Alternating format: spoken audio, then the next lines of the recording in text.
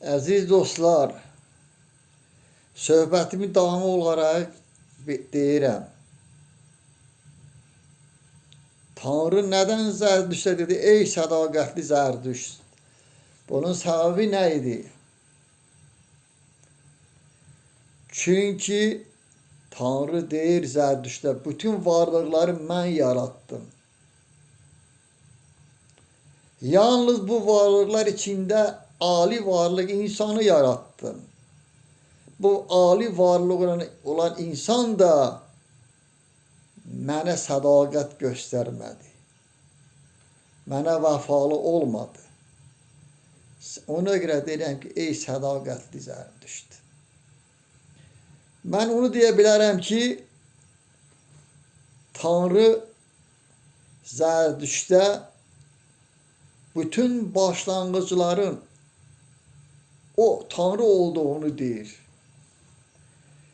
Bütün varlıqların onun sayəsində yarandığını deyir. Yaradıcı mənəm deyir. İlk olaraq, ali varlıq olaraq insanı, mərdi yarattım. Mərd, bayaq mərd yarattım. Bu Avestanın öz orijinalında Sanskritdə olan adıdır. Mərd.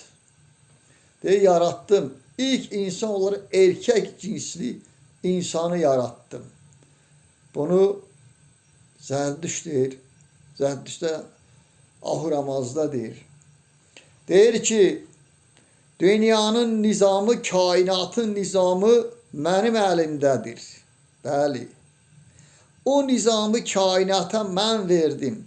Bu biliyi sənə verirəm ki, insanlara çatdırasan.